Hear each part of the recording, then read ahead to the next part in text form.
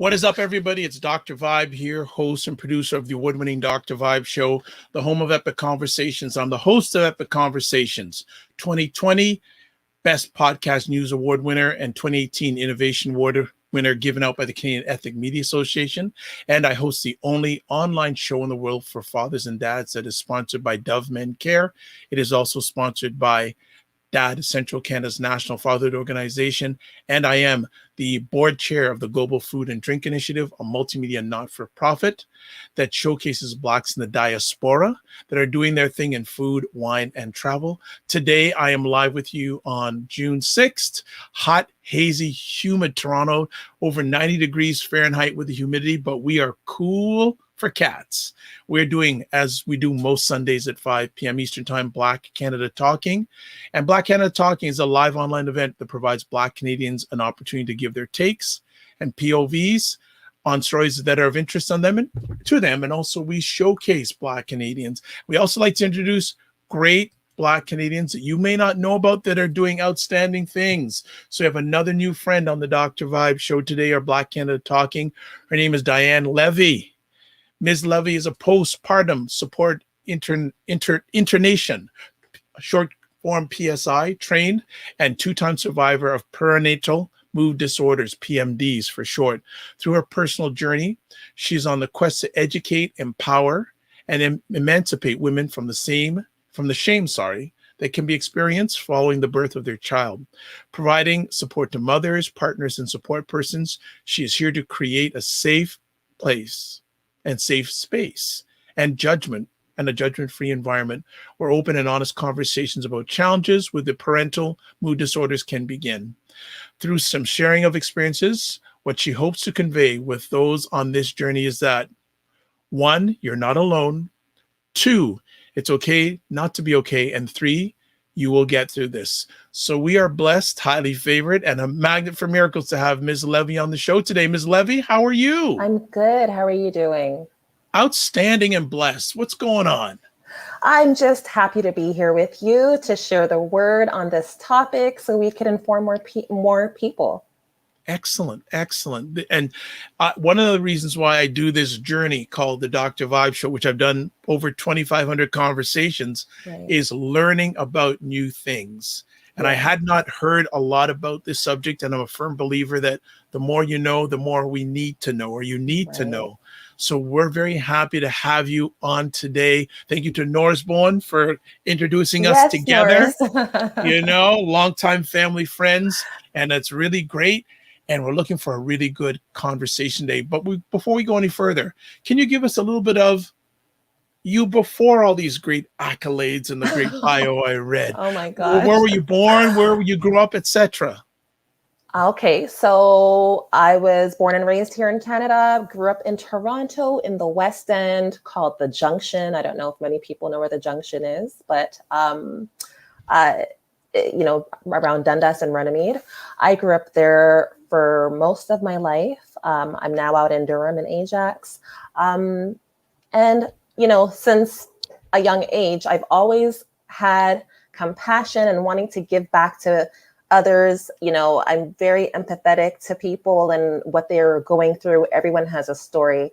And so when people used to ask me, what is it that you want to do? And I'm like, I just want to help people, but I didn't know in what way I was going to help them. So initially I started off, coming up with a program where I was giving necessities to the homeless people. And I'm a bit of I don't want to say not pessimistic, but I want to see where the money is going. I don't want to just give to organizations. I want to see the people that I'm giving the things to. And so I would have, a bunch of friends and some organizations help with donations and get out on the streets and give to people. And then the pandemic hit. So I kind of laid back off of that. But in also doing that, I've had 2 children. They're 5 and 10. And with both of those incidences, I had experience, what people know as postpartum depression, but the more correct term is perinatal mood disorders. And it was with my second experience that I started questioning, well, why did I have this thing? What is going on? And it was at that very moment that I realized this is what I'm supposed to be doing. I'm supposed to be sharing my story with other women, and not just women, but fathers, their families, support persons, in order to create more awareness, get rid of the stigma, get rid of the shame that surrounds it. And so that's why I'm here today doing what I do. I believe that this is what I'm supposed to be doing in life. And it's why I've gone through perinatal mood disorders twice. Well, Norris is on the line here. I see he's shouting out, saying hello. So he said he's looking forward to this conversation. Before we get more into it, where do you get your heart for servitude? You know what? I thought about this the other day, and I just remember, even as I was a little girl, I would be watching the channels with the, children who didn't have much in life all over the world. I was always drawn to that type of work. I always had compassion for it. And it was just something that's always been in me. I've had some people that say, like, you wear your heart on your sleeve, but it's just who I am. It's what I like to do. My personality does not belong behind a computer screen, typing away and doing that type of work. I am much more comfortable conversing back and forth with people, understanding their stories, and just listening, because everyone has gone through something. When I was doing some research into this, I said, wow, never heard about it before. Right. But when you first experienced this, what was your reaction? And then what was your family and loved ones' reaction initially when you dealt with this the first time? Oh my gosh. So the first time I knew that postpartum depression existed, but I never equated myself with having it. I didn't think that I would get it. Even though I was aware of it, I knew what the symptoms were. But when I had it, almost the first time, almost 11 years ago, I was a totally different person. I didn't know who I was. I woke up crying, woke up not knowing what me I was going to be. Was I going to be happy? Was I going to be sad, irritable, agitated? My partner, because we finally have what we wanted. We have our daughter, and it's supposed to be this happy time. And I am now a foreign person in our home. And he, it was very difficult for him. He did have family that, had nursing backgrounds. So he had them to rely upon and ask questions without alarming me, because he didn't want me to feel bad for what I was going through. He was just trying to find understanding. Being from a Caribbean background, we don't really talk about these types of issues. We don't go to the doctor or a therapist for these types of things. So I was unaware of what was happening to me, even though I knew that this thing was out there. And I just really much wanted to be my normal self again, because what you tend to feel is out of control.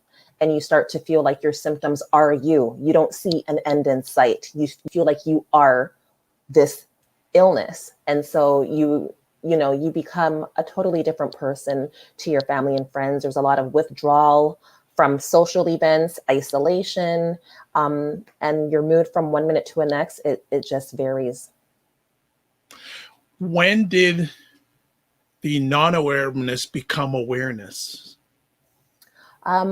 I believe it was my sister-in-law, she said to my husband, I think Dionne is having baby blues.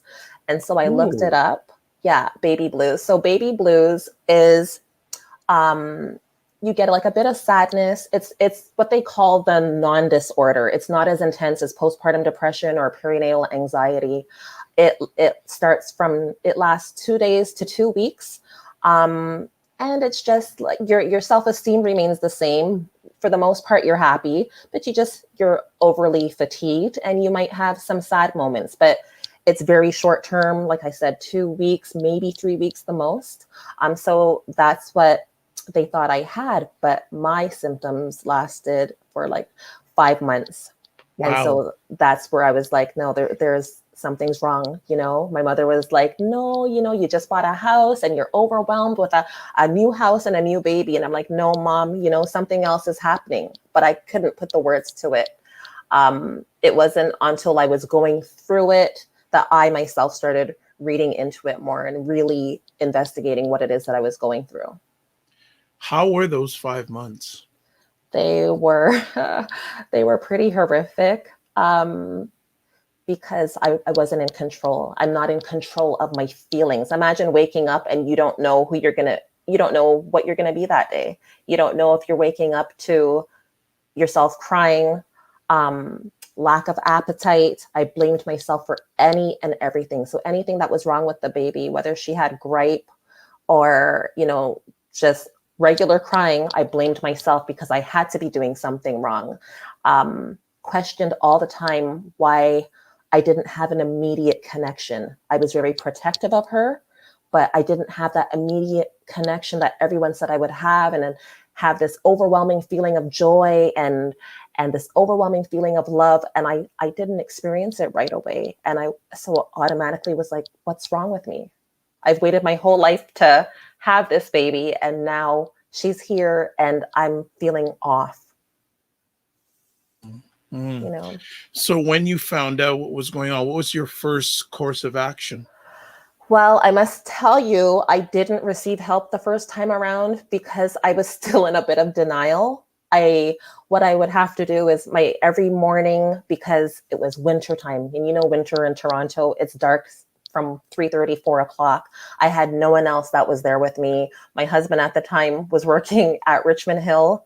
And we're in Ajax. So the travel alone from Ajax to Richmond Hill was just horrible. So I would have him wake up earlier, help me pack my bag, and drop me off at my mother's house just so I could have another adult that I could be with, just for company. And so important to know that just because I was at my mother's house receiving help, it didn't mean that my symptoms disappeared. It just meant that at least I had support in the daytime until he returned home. And my mother, like I said, being a Caribbean woman, a Jamaican woman, she just was like, I don't understand what is going on. How come you're not happy? You have a sweet, sweet baby here. I couldn't tell her what it was that I was going through, but I didn't receive help. I did start to notice that if I broke out of the monotony of the day, it did help. If I forced myself to go outside and do a little exercise, walking, that helped a little bit, because as you know, if you exercise, you have your happy endorphins and the happy hormones, it's being released throughout your body. So then you'll get like a burst of energy. Just having someone there to relieve me of preparing meals or holding her so I could take a proper shower, that was everything to me. But no, I did not receive help the first time around.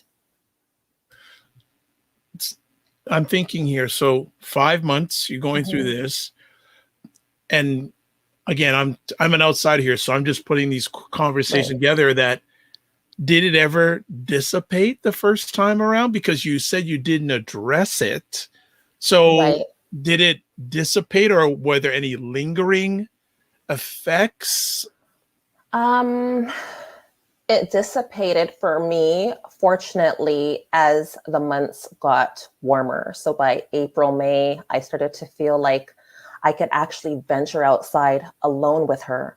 And that's the other thing. It wasn't just depression. That's why we call it perinatal mood disorders, because it covers a whole list of symptoms. I also had anxiety. I was afraid to leave home by myself. I was afraid to put her in a stroller and go out for a walk. And so I was anxious to be alone at home with her, because I just felt like I needed someone else around me, but I was too anxious to go outside.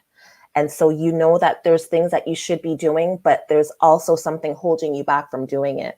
A very difficult time. The first time around, I was very lucky because I didn't receive treatment, but like I said, the symptoms dissipated around April, May. I had my daughter in November. So around April, May, the symptoms dissipated, and I felt like I could start doing things on my own. I didn't have to rely on the trip to my mother's house to feel like myself again. I started eating food again. That's how I knew things were changing. I love food. So things started, getting back on track for me. And I started enjoying my time with my daughter. I started enjoying going for walks and venturing out on my own alone with her. Great. So let's move up to second child. Yes. So. And this is happening again. Yeah. How did you react differently this time? Okay, so this is a whole other situation because I had my son, about almost 5 years later. Right. I had him in July. Okay. And I remember after I gave birth to him, it's almost like I sat back. I pushed him out and I waited for these feelings to come right away, because with my daughter, I felt like I had the postpartum and the anxiety right away. I had my son in July and everything was rosy. It was great. I woke up every 2 hours like I was supposed to, do my feedings. And, anyone who knows, that's not a fun time. But for me, I was just like, thank you, Jesus. Like, I feel normal. I had him in July. Everything was going great. August came. August was great. I want to say September hit. And I looked at myself in the mirror one day, didn't know who I was.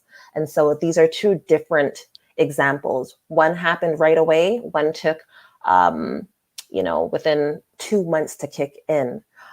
That time around, I felt like it was more difficult because now I have a almost 5-year-old daughter. So I have to appear normal in front of her and put my best foot forward in front of her. I don't want her to see that something's wrong with her mom or her mother is acting unusual. And now I have a newborn as well to look after. It was very difficult.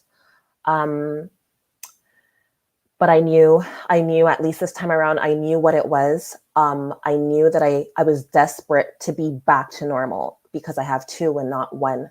So it was through the help of my children's pediatrician. It's not that I even went to go get help for myself, but as you know, when you have a newborn, you have these checkups that you have to do. And my pediatrician looked at me and asked me, hey, how are you doing? And I broke down in her office and she said, oh no. She said, no, if you're not good for yourself, you're not good for those kids. And so she said, I need you to go to the doctor. I'm going to come into my office on a Saturday, and I'm going to make sure that you have called your doctor and followed through to look after yourself. Well, I did that. Important to know that my regular doctor had retired. So the doctor that I was going to was his replacement. I did not have a real relationship with him. I felt like I was just another number. And so he just gave me these hormone pills. He said that my hormone levels had when you're pregnant, your hormone levels raise, and then after pregnancy, they kind of crash. So he gave me some hormones for a replacement, and just said, email me if anything. And I thought, okay, well, a month later, nothing has changed. I still have the same symptoms, and I felt like this doctor wasted my time. Went back to the pediatrician's office because there was another checkup for my baby. And she said, no, this is not working out. I'm not used to seeing you this way. You are going to another doctor and you're going to tell her that I sent you. And that was the journey of me getting help. Wow. Yeah. How important is your pediatrician in all of this story? Yeah. She is like the diamond in the rough, it was because of her looking at me and knowing my personality when I normally come into her office and seeing that this Dionne is not the same Dionne that I'm used to seeing. And she wanted me to get help right away. I wanted to get help right away. And so I made the appointment to go and see this new doctor. I was very apprehensive. I remember my husband and I driving to her office and saying, you are not going to do antidepressants. We don't do that, and I could only speak about the Caribbean community. We don't really, antidepressants. We don't do that. We don't go to therapists, not really. And so I was like, yeah, no, I'm not going to go on antidepressants, but we'll see what other options she has for me. But then as soon as I got to the office and she explained that there would be no worry or no harm to the baby with the medicine going into the breast milk, because that's what a lot of mothers are concerned about and why they may have apprehensions about taking antidepressants, something just said, go with it, Dionne, like just go with it. You have nothing to lose. And so that's when I started my journey. I started to take the antidepressants, and I'm telling you, when you get the proper medical treatment that you're supposed to get, it's day and night. This woman called me weekly to make sure that I was feeling okay. And then I would have checkups with her to make sure that everything was going as planned. Many words said there, but one of the key words, proper medical treatment. Yeah. We will on parking lot that statement to come back later. After overcoming a second time, how did your spirit feel? Oh, well, I felt elated that it was finished, and that I wouldn't have to go through it again. Because at that point in time, I was like, listen, I have a boy, I have a girl, I'm not doing this again, or we're not doing this again. You know, I have what I want, but it was just like, this was horrible.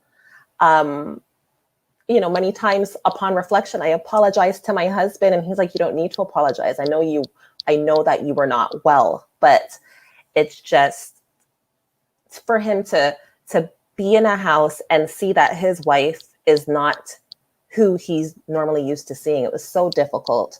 And then there was a transition period after, and I think that's just in pregnancy altogether, where you get over the rough part and then you kind of feel lost because you've just been doing mom stuff. What about you? What about Dionne? What does she like to do? How can she normalize herself again and get back into just feeling like herself, like without being a mom? What does she like to do? So there's also that transition as well.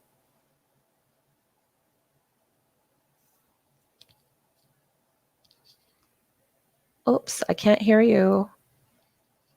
I want to just have you shout out who are the key people throughout all this time for you? Oh my goodness. I would have to say, well, the pediatrician, Dr. Mills Teddy, a great pediatrician. She works in Toronto. My mother, because through my mother, I saw the transition, and from the first child to the next. The first one, she was like, I don't understand what you're going through. I don't understand what you're going through. The second time around, she didn't understand, but something clicked, and she could see, you know, when my mood was rising and when it was dipping, and she was just a beacon of support. And she tried to learn. And I saw that in her. Even though I wasn't well, I could see her assessing my every move and trying to learn and trying to understand, and no longer, I guess, brushing it off as a made up illness. It's not made up because you're watching your daughter go through it. My husband, because he tried everything. He'd take me for drives, you know, let's go by the lake. Let's just go walk. Just don't do anything, or go to the movie theater on your own. He would try so hard. And it does make a difference to have a supportive partner at home. My sister, always trying to get me out of the house. Okay, Dionne, you got to change your clothes. You got to comb your hair. I don't want to see you looking raga.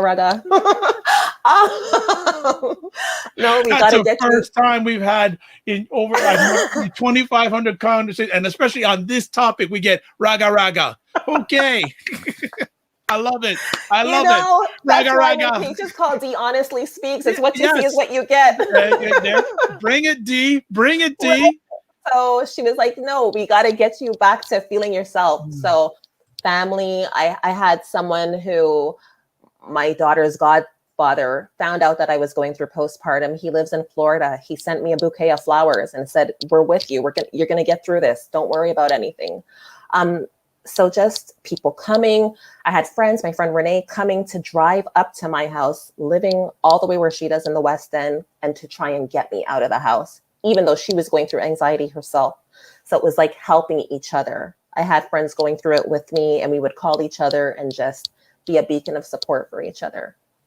Wonderful. That is amazing. I love hearing victory stories. So that's why I wanted to get that too. So what we're going to do, we're take a little bit of a break to give D to keep her raga self under control. And we're going to come back, and what we're going to do in the second half of our conversation, we're going to find out when this became a passion project. Okay. For Dee, and what do we need to know? How can we be advocates? Yes. How can we be change makers when it comes to this? So we'll be back in just a minute. We're listening to Dionne Levy, Raga Raga. No, Raga Raga. And on Black Canada Talking, and we'll be back in just a moment. What's up, everybody? It's Dr. Vibe here, host and producer of the award-winning Dr. Vibe show. What is up, everybody? It's Dr. Vibe here. What is up, everybody? It's Dr. Vibe here. What is up, everybody? It's Dr. Vibe here. What is up, everybody? It is Dr. Vibe here. Just had an awesome experience. He is a really good interviewer. The conversations that we have and the passion that he has for people and helping people. So smoothly that you would have thought that we had known each other for years. Big shout out to Dr. Vibes. I had the opportunity, the pleasure, and the privilege to join him last evening. Thank you for listening. Thank you for watching. And you can check out more great content like this on my website. Also follow me on social media. Remember, it's Dr. Vibe, the home of epic conversations. I'm the host of Epic Conversations. And remember, live your life as a dream. If you can dream it, you can make it. Sometimes you have to get small to get stronger. Block assumptions and aim bigger, aim better, aim higher, aim wider. Love, faith, and respect. And remember to give yourself grace.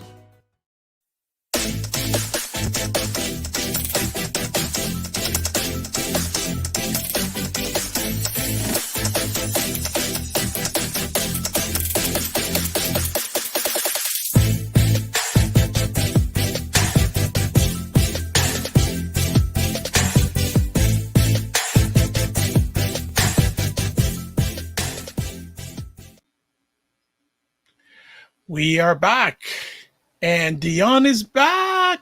What's going on? I'm here still. I'm here. Well, we didn't expect you to leave on us.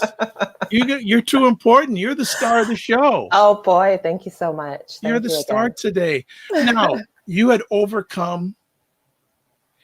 When did this now start becoming a passion to help empower, educate, enlighten others about this? Okay, so when I returned back to work from maternity leave after having my second and last child, I was sitting there in this job that I just did not like, being in this profession that I was just like, you know what, this is not really me, but how can I give back now? I've gone through this twice. What is it that I could do? And I remember, you know, when you have a baby, you get sent home with all these pamphlets that you actually don't have time to read through. But I remember seeing one for Durham healthy families. And because I live in Durham, I thought, let me reach out to them and see what it is I could do. And as soon as I called the organization and I told her what was going on and what I had gone through, she called me a survivor. She said, "Oh my gosh, you're a 2-time survivor. I can't believe that you want to give back. And I think it's great that you want to do that. Maybe come to some network board meetings." And then, so I started doing that. At first intimidated because I was the only mother amongst all these, practitioners and medical professionals, but it allowed me to give my viewpoint on what it is like being a patient versus them being doctors and practitioners and social workers. And then I got invited to support groups, speaking at support groups for women who are actually going through postpartum depression and perinatal mood disorders at that moment, and just trying to inspire and share my story with them, so they could see that there are commonalities and that their feelings and whatever they're going through is validated, and that feel that someone is listening to them. And I wanted them to see that, there was a light at the end of the tunnel, with proper treatment and just taking time to look after yourself. There is a light at the end of the tunnel. And this was the start of me just continuing to share the story. They've called me back so many times. I got to be a guest speaker with fathers because maybe at home they feel like they don't have a voice. And so the last group that I went to, it was all fathers, and it was so lovely to see. They were all so concerned, but all wanted to, have their feelings validated as well, and find ways that they could help their partner, their spouse. And so that was the beginning of it all. Wonderful. Want you to see if you can recycle the first time you had the opportunity of sharing your story in public. Do you remember that? I do. I do. Were you nervous? I was not. Oh, good. I was not. Maybe for like 2 seconds. And then the minute I start speaking about it and I think of why I'm there, like the nervousness and the apprehensions, they all go out the door. Wow. Yeah. I want you, and you shared with us just in your last few comments, the impact on fathers and dads. Okay, Okay, so if you could dig a little, because for people who don't know, I'm a very big fatherhood and manhood advocate. And I think a lot of times people may not think about the impact or the potential impact on fathers and dads of this type of challenge towards their other halves. So if you could right. just share a few moments on it, that'd be great. Okay, well, so a lot of people don't know that there is something called paternal postnatal depression. It is depression that fathers may experience after the birth of their child. It affects 10% of fathers, and it is underreported. And I did say it affects 10% of fathers, but the number could also be higher if, like, if their partner is going through postpartum depression or perinatal anxiety or any of those symptoms, they are at a higher risk of having some type of postnatal depression. For men, the symptoms manifest in a different way. They become withdrawn, maybe hostile. They are definitely fatigued, and they may show no interest and may turn their attention to other things. Whereas with women, because it's like it could be a hormonal thing, or it could be if you've had traumatic in your past, if you have, a high depression or anxiety in your past, you're at a higher risk of experiencing postpartum depression or perinatal mood disorders or anxiety. So these are all types of things that you have to take into account, especially, I don't know, I think there needs to be more screening. There needs to be more screening for mothers, potential mothers, not, after childbirth, but before, they need to ask more questions into what the medical history is. And I feel like there needs to be more proactive measures being made, so that fathers and mothers could be more prepared for when the child comes. Great. When you first started your passion into this, did it surprise you how many mothers are experiencing this? Because at first it was you. Right. And now Right. you're out championing this challenge. Is it like when you started initially on this journey, did you get blown away by how many women have been or are impacted on about this?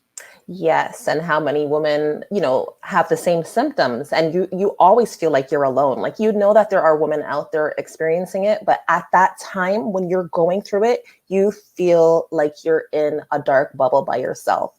So, getting out there and speaking to women and seeing how they are feeling and what they're going through now, it's just like your heart just bleeds for them, and fathers too. Your heart bleeds for them, and you just want to be able to help.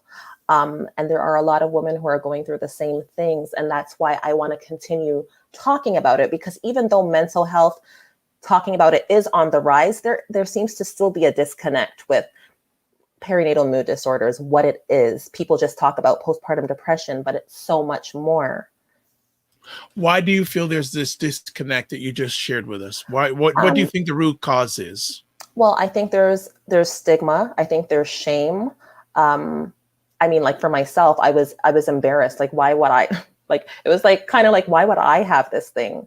But postpartum depression, it doesn't, or perinatal mood disorders, it does not discriminate. It doesn't care if you're rich or you're poor. It does not care about your socioeconomic background. It doesn't care what color you are, how old you are, but it's just important to know that it exists and it's there. And then you have to get proper treatment. Make sure you have, suitable medical practitioner assisting you. I feel like a lot of people get caught up with the fact that, they go to a doctor, they're not really happy with that doctor, so they stay there. You have choices, you have options. you do not have to stay with the same practitioner. You want to make sure that you could advocate for yourself and that whoever you choose to go to is listening. Because if they're not listening, your needs aren't being met. And so we need people that are going to be listening and receiving the information of what their patients are expressing to them. And we need support persons, family members to really listen and not treat perinatal mood disorders like it's some made up thing. It's not made up.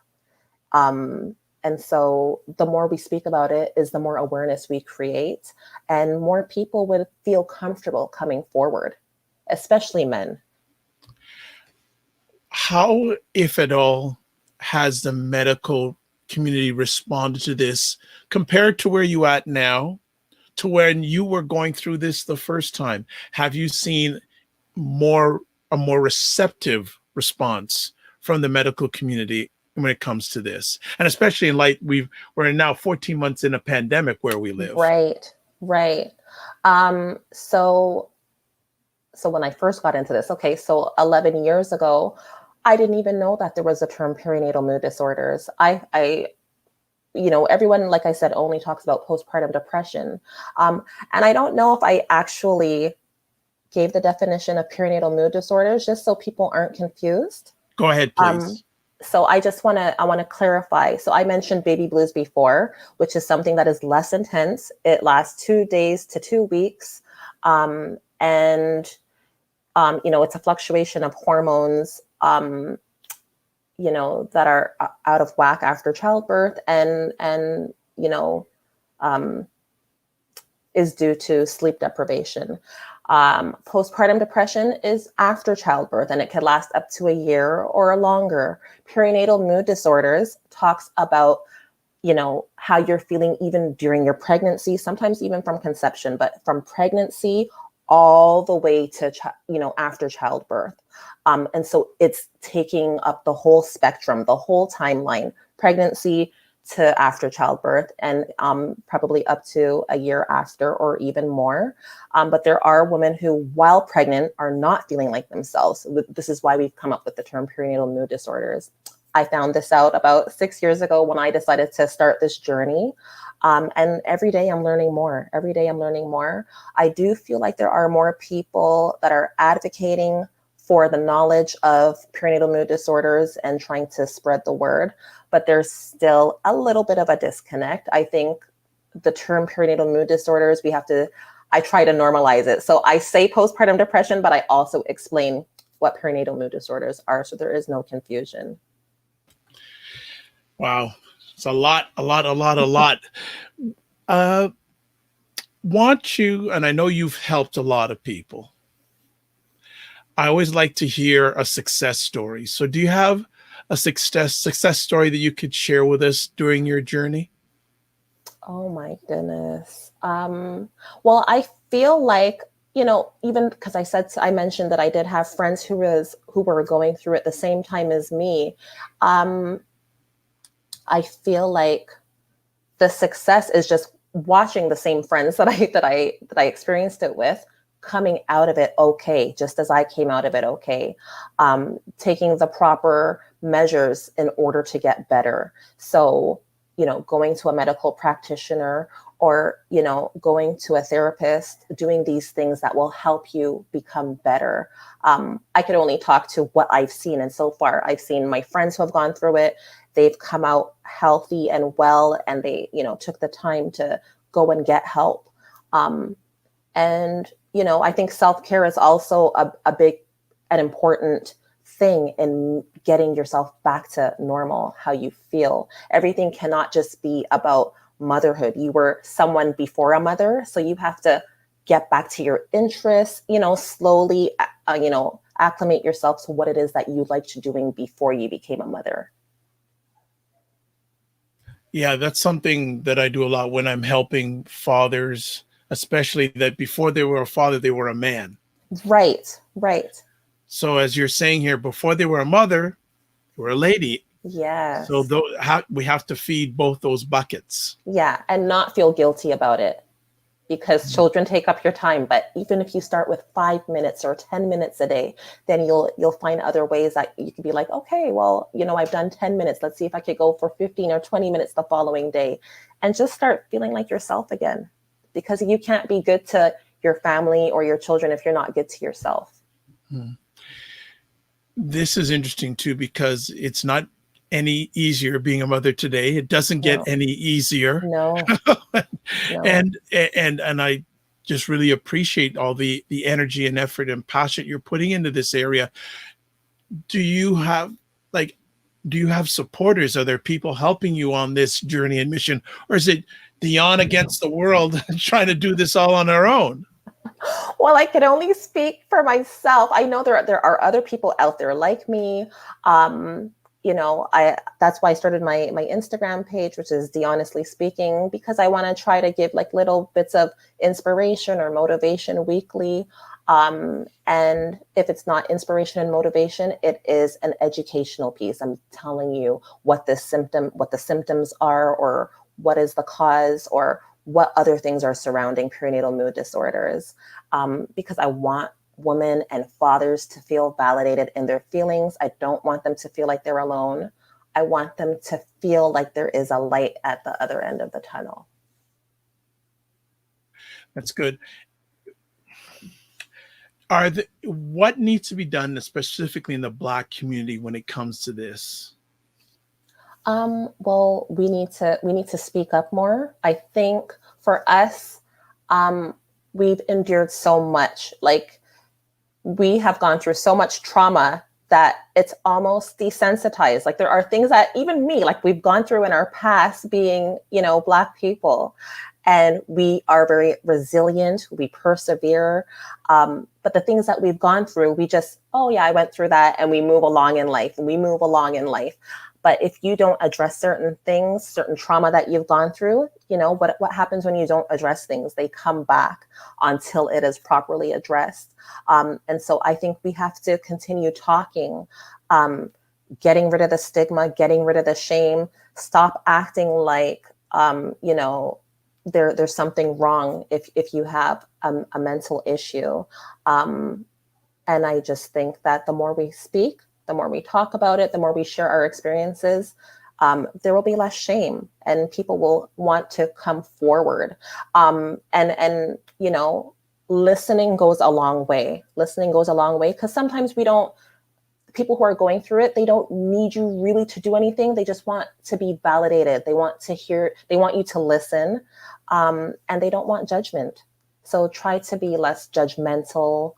And like I said, that goes a very long way. Show compassion. When you share to audiences, just out of curiosity, are the majority of the audience Black or white? Well, it depends on what platform. What platform I'm on. So Durham Healthy Families was mainly white, but there were a few Black or Asian, mothers or fathers that were there as well. And, a couple of times I did have like a few Caribbean moms, come up to me after the support group and say, I'm so grateful for you being here, because there are certain things that you've brought up where me coming to the support group by myself, I wouldn't feel comfortable bringing it up, but you've brought it up. And because we had the same background, I was relatable to her. And so that just, made me feel so elated inside. And I love that. Where I'm concerned a little bit is health agencies that aren't providing the culturally sensitive programming. Yes. Yeah. And so I guess a lot more work has to be done within the medical field, because there is a higher rate of maternal deaths in the Black community, as opposed to the white community. I think we're the highest. Sometimes our what do I say?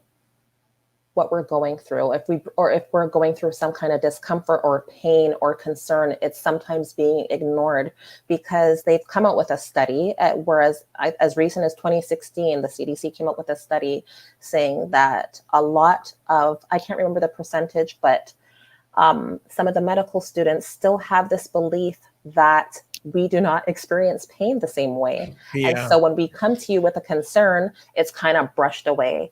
And that can't happen, because, like I said, maternal death rates are very high for us. I feel like people need to listen more. You have to check your biases at the door. We are people. This is a color. It's my color. It doesn't mean that I experience pain any less.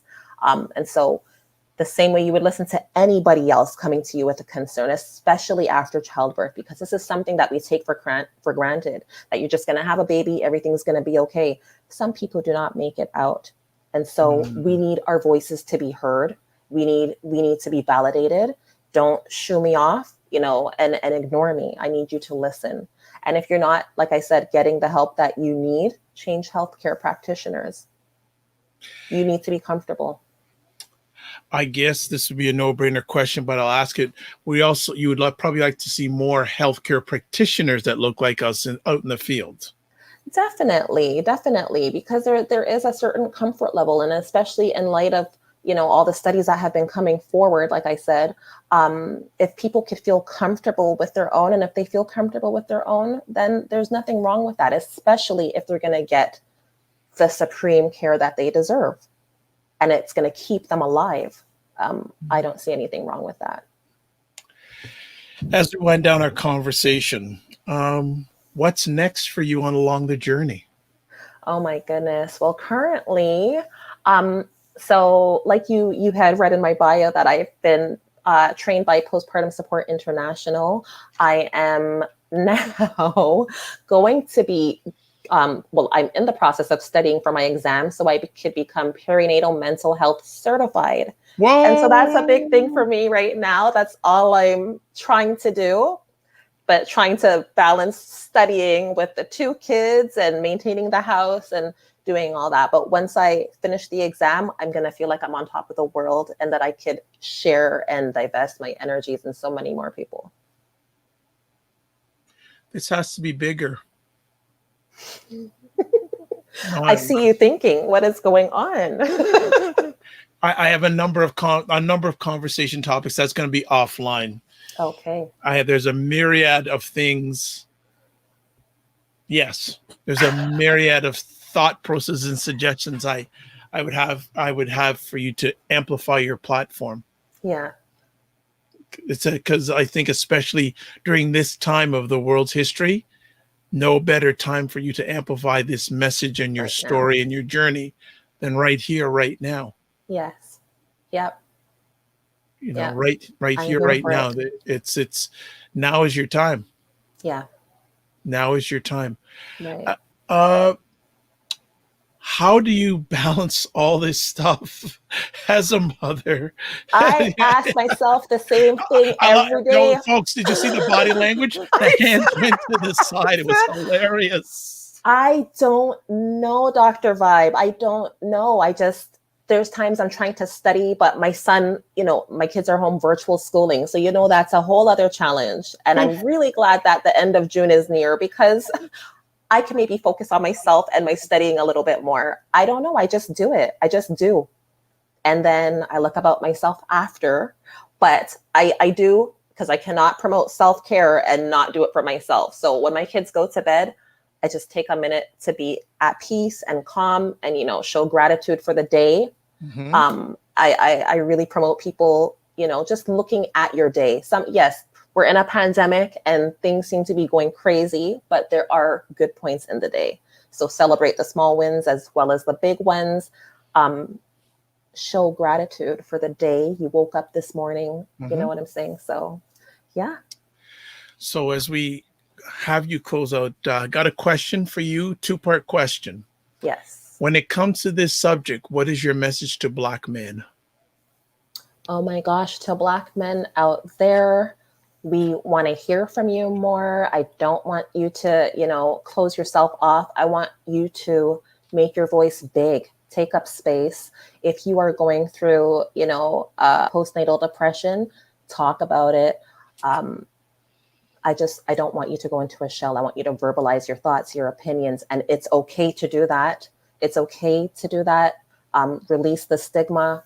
And, in order to support your partner, just listen. Try to do things that alleviate some of her stress, like maybe try washing the bottles, or do some of the feedings, laundry, just things around the house. Let her have a bit of a moment to herself. That's very important. And it's about communication. Don't forget that you guys were here together before your baby. So, and it's a transition point. So, whereas you have your marriage and you have, now you're together and you have a baby, it's a transition point. Some of these things could make or break a relationship, but have your communication open, continue to do the things that you liked doing together before you had your baby, and continue listening to one another, continue loving on each other. Okay, Black women. What do I want them to know? I want them to know that it's okay to feel what you're feeling. If you are fearful, it's normal, but you will get through it. There is a light at the end of the tunnel. This is not forever. It is temporary. But to not be fearful of receiving or going to get treatment. Go and get your treatment, and just to get yourself back on track. I want you to look at the things that you liked doing before, get back to self-care, and to just understand that it's just a temporary time in your life. It's a temporary time in your life, and it's going to be your testimony, and your story could help other women. So you might be going through this thing and you're asking yourself questions the same way that I did. Why me? Why am I going through this? And you're going through it because it might be your testimony. It might be your way of helping someone else, the next generation, the next girl, the next woman who is going through this, maybe the next family member, because you've gone through it yourself. You're going to be better able to assist that person, and you're going to be judgment free, and you're going to be able to listen and give them the love and support that they need. I'm going to slide in one more audience, the medical community. Yeah. What would I say to them? Yes. Oh boy. That's a good question. I would just say to them to really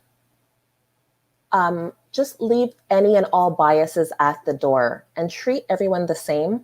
Do not look at the color of their skin and come up with preconceived notions of who and what you think they are.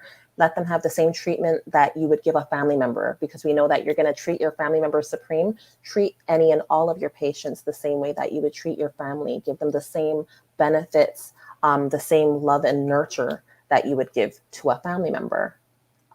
Because without patients, you're really nothing without your patients. So, treat them all the same. Give them what it is that they need. Do not ignore, but listen more. Don't rush them out of your office. I know that you have many patients to see in a day, but do not rush. That's the worst feeling, to rush a patient out of the office. Just be more compassionate. I think that is a beautiful message to end off our epic conversation with Dionne. Thank you for taking time out of your positive, productive schedule today. Thank you so much. Thank you for having me here. It's been a wonderful experience.